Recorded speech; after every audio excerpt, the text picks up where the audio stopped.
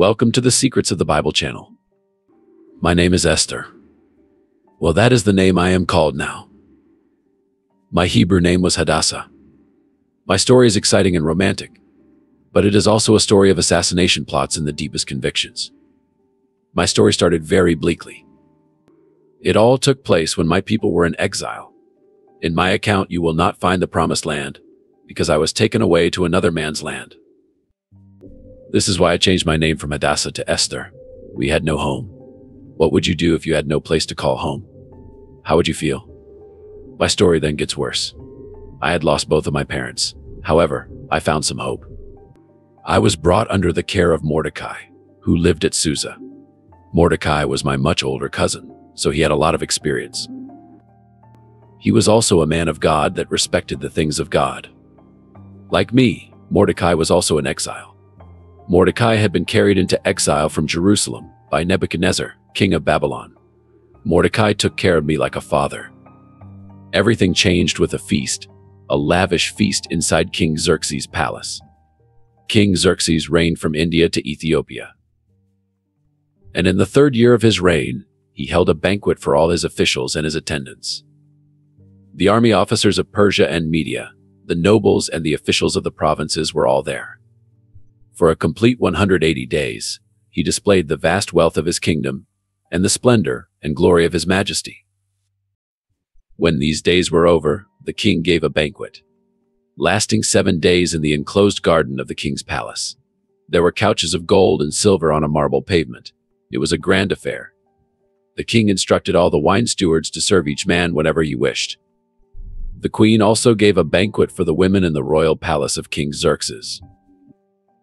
Her name was Vashti.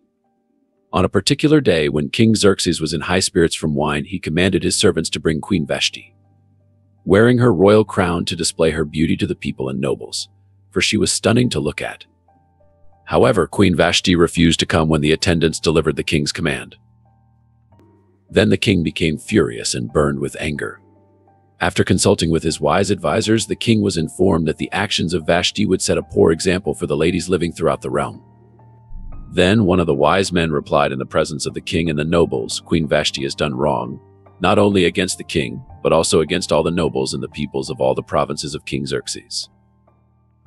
Therefore, if it pleases the king, let him issue a royal decree, and let it be written in the laws of Persia and Media, which cannot be repealed, that Vashti is never again to enter the presence of King Xerxes.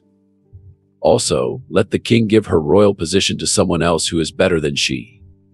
The king acted quickly. Then the king's personal attendants proposed, "Let a search be made for beautiful young virgins for the king.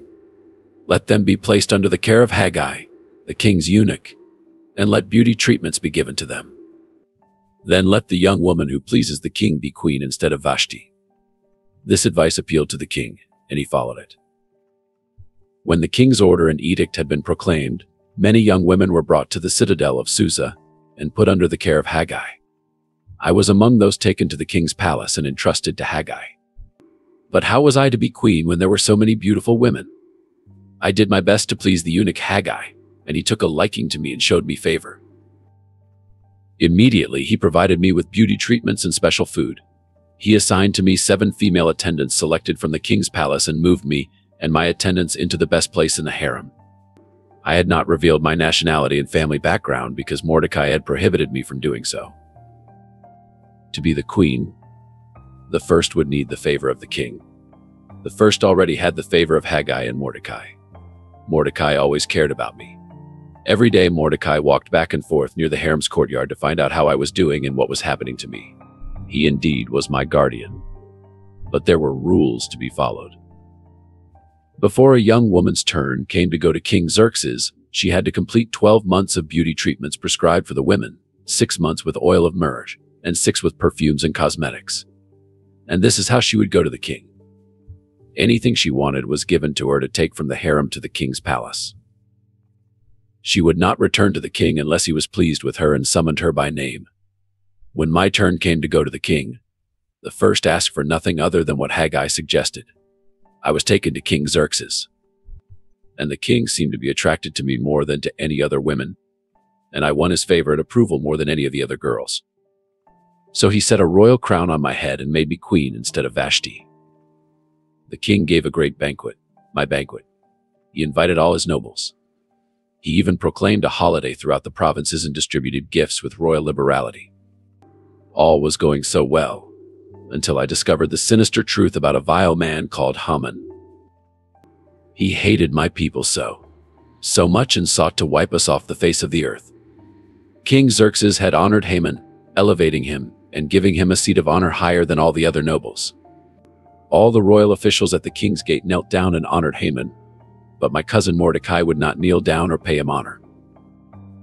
The royal officials at the king's gate asked Mordecai, "Why do you disobey the king's command?"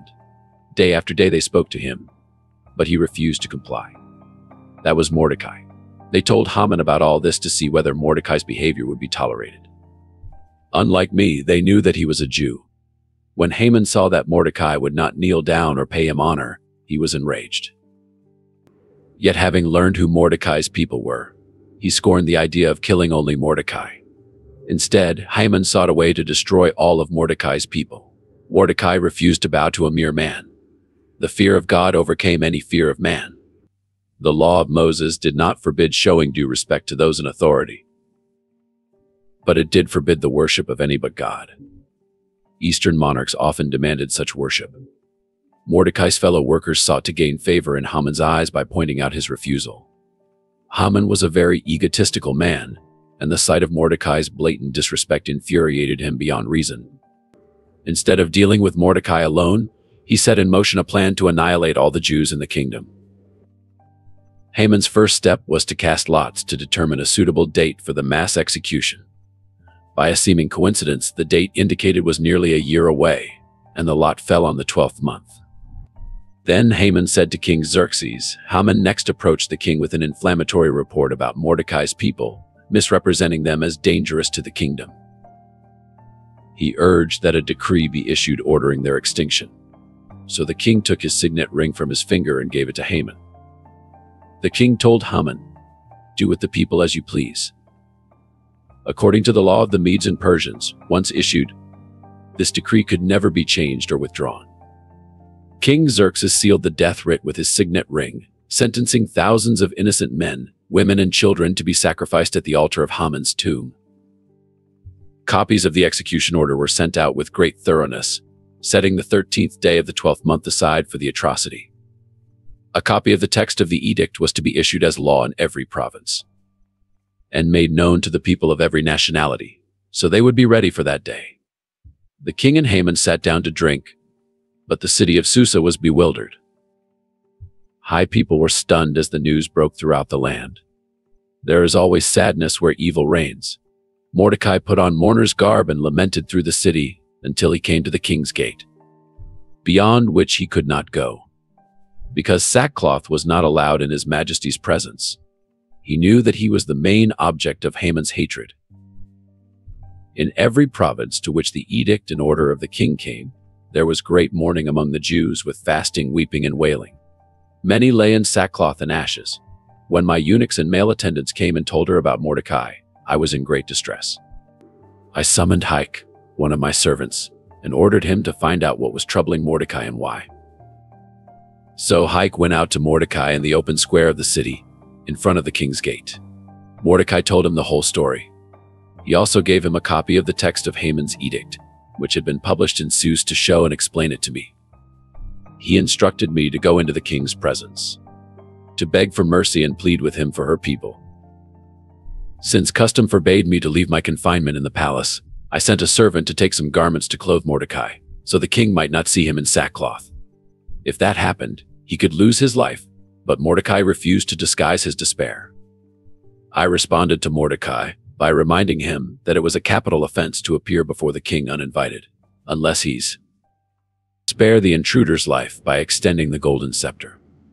When my message was passed along to Mordecai, he returned this answer. Do not think that because you are in the king's house, you alone of all the Jews will escape. If you remain silent at this time, relief and deliverance for our people will arise from another place, but you and your father's family will perish. And who knows that you have come to your royal position for such a time as this?" Mordecai's reply was, "If I refuse to act now, someone else would arise to deliver the people of God. And perhaps this opportunity to save my people was why I had been exalted to the throne." Each individual has an essential role to play in the ongoing plan of God. Perhaps this is my role. I told them to tell Mordecai, "Go gather all the Jews that are present in Susa and observe a fast for me. Do not eat or drink for 3 days, night or day. My maids and I also will fast in the same way. Then I will go in to see the king without being summoned, which is against the law. And if I perish, I perish." The line was cast. I just made a decision that may cost me my life, and I am at peace with this. So Mordecai went away and did exactly as I had commanded him. Although my danger be significant, considering the law and the severity which he showed to my predecessor Vashti, I will go to the king and cast myself cheerfully upon God, rather than neglect my duty to God and his people for my safety and success. On the 3rd day, when the fast was completed, I put on her royal robes, summoned courage, and appeared before the king uninvited. The king was sitting on his royal throne in the hall, facing the entrance. When he saw me standing in the court, what do you think he did? Well, he was pleased with me and held out to her the gold scepter in his hand. So I approached and touched the tip of the scepter. Then the king asked, "What is it, Queen Esther? What is your request? Even up to half the kingdom it will be given you." This was the moment. The next words I speak would determine the fate of an entire group of people. "If it pleases the king," the first replied, "let the king, together with Haman, come today to a banquet I have prepared for him." Then the king said, "Bring Haman quickly, so that we may do as Esther says." So the king and Haman came to the banquet that I had prepared. I do this work covertly, so that Haman is not even aware of my plans. As Haman and the king drank their wine at the banquet, the king said to me, "Bring what is your petition? It shall be granted to you. And what is your request? Even to half of the kingdom it shall be done." Then I replied, "My petition and my request is this. If I have found favor in the sight of the king, and if it pleases the king to grant my petition and to do as I request, may the king and Haman come to the banquet that I will prepare for them. And tomorrow I will do as the king says and express my request." Haman went away that day joyful and in good spirits. He must have felt so special. The queen had invited him to a private event with the king. He just dined with the most important man and woman in the land. And tomorrow he had been invited by the queen together with the king. What could spoil his great mood? Well, I will tell you. It was Mordecai. Naaman saw Mordecai at the king's gate, and Mordecai refused to stand up or even show fear before him. Haman controlled himself and went home. Everything was going better than I could have planned myself. That night, Naaman the king could not sleep, so he ordered that the book of records and memorable deeds be brought, and they were read before the king. He found out how my cousin Mordecai had reported that 2 of the king's eunuchs, who were doorkeepers, had planned to attack the king. The king asked, "What honor has been given Mordecai for this?" Then the king's servants who attended him said, "Nothing has been done for him." So the king said, "Who is in the court?" "This is what shall be done for the man whom the king desires to honor." Following this, the king ordered Haman to move quickly and bestow all of these accolades, not on Haman, but on Mordecai. Then the king said, "Quickly take the royal robe and the horse, as you have said, and do this for Mordecai, who is sitting at the king's gate. This is my petition, and spare my people. This is my request, for I and my people have been sold to be destroyed, killed and annihilated. If we had merely been sold as male and female slaves, I would have kept quiet, because no such distress would justify disturbing the king." King Xerxes asked me, "Who is he?" The king returned from the palace garden to the banquet hall. Haman fell on the couch where I was reclining. The king exclaimed, "Will he even molest the queen while she is with me in the house?" As soon as the word left the king's mouth, they covered Haman's face. Then one of the eunuchs attending the king said, "A pole reaching to a height of 50 cubits stands by Haman's house. And I put Mordecai in charge of the house of Haman." This was better than a person could orchestrate. Haman was no longer present, but his heinous plot remained. Then I spoke again to the king and fell down at his feet. and wept and implored him to avert the evil plot of Haman and his plan which he had devised against the Jews, because the decree to annihilate the Jews was still in effect. Then the king held out the golden scepter to me, so I arose and stood before the king.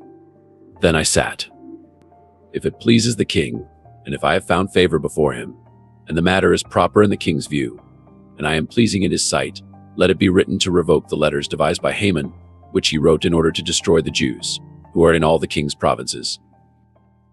For how can I endure to see the tragedy that will happen to my people? Or how can I endure to see the destruction of my kindred? The king permitted Mordecai and me to write another decree counteracting the first one. The king's scribes were called, and Mordecai dictated an edict that gave the Jews the right to protect their lives. Thankfully, I did not compromise my principles. We made significant headway in advancing our faith. My royal position was for that reason. I was called for a time like this. I didn't belong in the pagan world. There was a risk for me to conform to everyone. However, I was prepared to give my life. My name is Esther, and this is my story.